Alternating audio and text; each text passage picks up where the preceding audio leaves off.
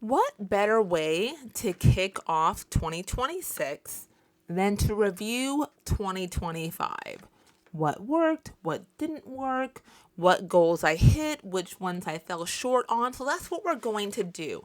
But this is not just for my law firm. These are some personal goals I had, some law firm goals I had, some goals for my consulting work, just kind of a mix of things. And so what I did instead of like a vision board, if you have been around for a while, I think in January of 2025, so a year ago, we talked about my vision board bingo card that I made for myself. I did not get a bingo. Spoiler alert. I did check off a number of these items on my bingo sheet, but I did not get them in a row to get a bingo. But that's okay because we still got things done. So let's just go through what I got done, what I didn't get done, and what the plan of action is. Well, I don't know that I actually have a plan of action yet. That might be a subsequent video, is figuring out the plans for 2026. Are we going to do a bingo card again? Should I do a vision board? I don't know. I like the idea of a vision board, but bingo sounded kind of fun. I love bingo, so that's what I did last year. So, okay. All right. Let's look at the ones that I did take care of, that I did do. Okay. One goal was to hit 1,000 subscribers for this channel, which I did. Yay. Made a video about that, talking about hitting that. So I did do that. Let's see. So another goal for my law firm was to have one like down week per quarter where I'm not seeing clients and I'm just focused on the business and moving the business forward. I did do that, so that's marked off. I had taken 6 weeks of vacation on my bingo card. I think I passed that because we were in Japan for 2 weeks in April of 25. I think we had 3 camping trips over the summer. We have a fifth wheel RV, and those were like a week each. I closed the office for 2 weeks in December.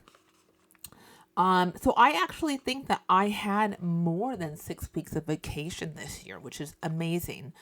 I think the goal for this year would be at least 6 weeks, if not like 8 weeks. Why not?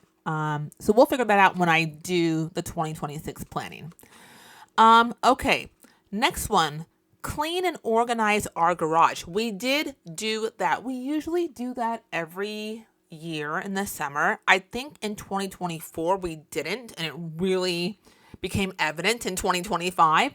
So we pulled everything out of the garage, donated a bunch of stuff, trashed a bunch of stuff. And I am someone who has a lot of bins of like seasonal home decor in my garage. It's full. So every time like there's a holiday or a season change, and when I say we, I mean my husband and kids, are pulling out those bins and getting out the holiday decor and putting away the last holiday decor. So usually each like holiday or season only has one bin. Like I have one for Valentine's Day, so that stuff is out in the house right now. I have one for Easter. I kind of have like a spring/Easter bin. I have one that's like summer. I have fall. I have Halloween. And then I have, well, no. So it goes, October is Halloween. And then November is like fall, pumpkins, all the things. And then I wait until the day after Thanksgiving to decorate for Christmas. But Christmas bins, I think there's like 6 Christmas bins, if not 7 or 8. But I just love it. I love it. I have wreaths for all different seasons on my front door that we switch out. But I go really hard for Christmas. Like every year I collect new nutcrackers. There's, I think, probably 40 little mini Christmas trees around my house. We do 2 Christmas trees in the house, one real one and then one fake one. So I go all out. So all that to say that we desperately needed to clean out the garage this year, which we did do. Okay. Next. There was a line of credit that I wanted to get paid off. Got that paid off. That was great to get done. That's been kind of like, those smaller accounts that are just like lingering and you just like pay them, but you don't pay them off. And it's like, why have I not just paid this off? I just paid that off and got rid of it. So that's amazing to have that at a zero balance. Haven't used that since. Don't need it. I don't know why I had a balance on it, but it just was out there. Have an out-of-state speaking gig, which I did do. Now, granted, I'm in Washington State. The out-of-state gig was just in Oregon. I actually just drove down there for it. But you know what? It was in a different state, so it counted. It doesn't matter if it was only a 3-hour drive. It still was out of state. Okay. All right. And then let's see. And then we went over that one. I will have to count. One of them was to post 50 YouTube videos on this channel. I don't know that I hit that, but I would have gotten really close. Ideally, I would have posted weekly, which I know I did not do. A few weeks were missed here and there, so I don't think I got, which would have been 52 if I did, right? But the goal was 50. I don't think I hit that. I would guess I'm probably somewhere around like 45, so I got really close. Okay, so those are all the ones that I did do. Not as good as I could have done, but that's okay. So let's go over the ones that I did not hit. Those are going to be like the more interesting ones that you want to hear about, right? So, okay. To acquire 2,000 LinkedIn followers. I am not there, but let's do a live look. I'm not very active on LinkedIn. I kind of have spurts where I kind of come and go on LinkedIn. So let's see. I'm looking on my phone to pull up my profile to see. Oh, I am nowhere near 2,000 followers on LinkedIn. I have 1,074. Okay. I need to work on that. But again, LinkedIn is not my primary area of focus, so I'm not too upset about that, but just something that I want to keep in mind and work towards. I also wanted to get to 2,000 Instagram followers, which I have not hit, but I've gotten close. Right now, I'm at 1,936, so we're getting there, but that's kind of slow moving. But again, not my primary focus. Posting on here once a week is my primary focus. Okay. Next, I had a weight goal for myself. I will keep that number to myself, but I did not stay under it all year long, but I do weigh in weekly, and I do enter that in the notes app of my phone. I used to use MyFitnessPal because I used to track like calories in and calories out and activity and things like that. So I don't use MyFitnessPal anymore. I just use a notes app where I weigh in. I'm a Friday morning weigh-in girl for most Fridays. I think I was only over my weight goal by no more than 2 pounds. The 2.4 pounds was the highest that I went over my weight goal, which is amazing for me. And if you've been here a while, I have shared a little bit about kind of like my weight loss journey since April of 2021, which, gosh, it's almost 4 years ago now. I've lost, it was 50 pounds. I think it's more like 60 pounds. And have been able to maintain, I think it took me about 3 years to get there. And I've shared, and the videos from like 3 years ago will kind of talk about this more if you want to hear more about that. But that's not the primary focus of this channel, so I don't talk about it too much because this is not a weight loss channel, but this is just part of my personal life and my journey. So I've shared it, with you a little bit here and there. So I did not keep my weight under the goal, but the fact that I didn't go over by more than 2.4 pounds in the whole year is a pretty big achievement for me. So I don't have that crossed off, but I feel like it should be. But we're going to stick to what it actually says. Okay. All right. Let's see. Having 75 law firm Google reviews. We did not get to 75. I did not push that as hard as I should have. I just looked and I have 61 Google reviews. So still a decent number of Google reviews. I think for this year, I want to get, if I can get 2 or 3 a month. I would love to have over 100. I don't think realistically that'll happen this year. But I think that is like maybe a goal for 2027 to hit 100. I need to work on that. Okay, we talked about the 2,000 IG subscribers. Another goal so I have this YouTube channel, but I also have one for my law firm where I talk about the legal services that I provide in my law firm, which has been very good as far as generating revenue for my law firm. If you're considering making a YouTube channel for your law firm, I highly recommend it because most lawyers don't want to do it. A, so you have less competition, and also B, as a chance for your potential clients to get to know you and to establish a relationship with them before you ever even had a consult with them. So they get to hear you talk, see your mannerisms, and it really kind of breaks down that barrier of like maybe the intimidation of talking to a lawyer and hiring a lawyer for them to actually see you on video. And so my goal was to hit 2,000 subscribers for the law firm channel. And let me look right now exactly what the law firm is at. Let me go to my law firm page.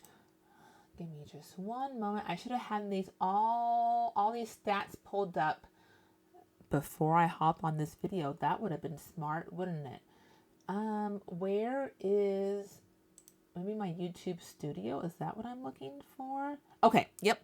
I have 1,916 subscribers currently for my law firm channel. The goal was to hit 2,000, so fell a little shy on that. But still, that's been great for the firm's channel. It's been growing and it generates new clients for us. Not quite daily, but almost daily. More than just weekly.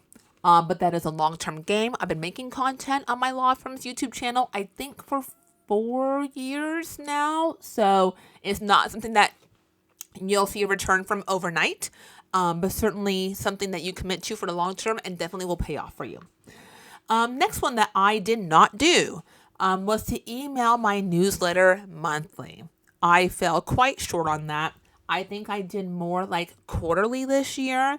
And so I need to sit down, block out my calendar, 1 hour a month to sit down and write those emails to my list. And so that will be a goal for this year. Another goal was to have a podcast appearance. And I didn't do that this year. I didn't even pursue it. I don't know why, but it really just wasn't a priority at all for me to have a podcast appearance on someone else's podcast, right? So I did not do that. I did not pursue that. I don't know if that's really a goal for 2026. So I'll decide that when we figure out the 26 goals, but I didn't pursue that and it didn't happen. So that's okay. Let's see. Next one was to publish an article for a large legal publication. Did not do that. Did not pursue that. So that's why it didn't happen. So, just again, wasn't really a priority for 2025. And so that didn't happen. A weekly LinkedIn post. So doing 52 posts on LinkedIn. I know that didn't happen. I did have some spurts where I would post once a week or twice a week here and there, but not on a regular basis. So fell short on that one. And then the last one that I did not do is that, this is a personal one, organize my kitchen island. It is a mess. Not the top of my island, but the cabinet underneath my kitchen island is so jam-packed with crap. And I need like probably it's a pretty large island. I think the island is like 8 feet long. It's a pretty large kitchen island. It's probably like 4 feet by 8 feet, something like that. And underneath it is all storage. And it's just full of everything. It's like a catch-all. It has some kitchen stuff, right? Like my griddles and cookie, like cooling racks. And I know it has my fondue set down there. It has some cake stands down there. But I also know it has like a box of disposable hand warmers. It has a lot of photos. It has a lot of my seasonal kitchen towels. It has to-go food containers for Thanksgiving when we host. There is so much stuff in my kitchen island. And I think it's just overwhelming, the thought of sitting down, taking everything out, going through it all, donating stuff, trashing stuff, and then organizing it, it's a lot. It's a lot. And that is one thing that I did not even attempt this year, but I really need to do it because I think so we put that island in the kitchen when we renovated our kitchen. I have not organized it since we had that island built. That was probably 8 or 10 years ago. And so since that time, I have just been stuffing more and more stuff. And it's at the point now where I can't fit anything else in there. I have got to go through it. So maybe that'll make it on my 2026 to do vision board for this year. We'll see. I don't know. I don't know if I'm going to do it. So, all right. That is a recap of my personal and professional goals for 2025, where I failed at it. Even me, I get on here and I talk to you about, juggling your work life and personal life and doing all these things and being more efficient and managing your time and hitting revenue goals and managing your schedule and how I, run my firm at 25 hours a week, like all these things. And I still fall short. Like, there is no perfection over here. Like, things can be a hot mess for me too. For all of us. There's no getting it all done. There's no balance. It's not perfect all the time. My island is a hot mess. In my kitchen is a hot mess just like anyone else's. So that's where we wrapped up 2025. I still feel good about 25 personally and professionally. I'm very happy where things are in 25. I have some really exciting things to come in 2026. I've shared with you the online program I'm creating for probate in my law firm. That is real close to launching. I'm having some tech hiccups, but I'll be sharing that with you as that progresses and as that goes live because it's really exciting. And I think it's really cool to look at non-traditional ways to deliver legal services to help people who need the help. Because there's so many people out there who need legal help, who do not go to a lawyer, who cannot afford a lawyer. But they still need help.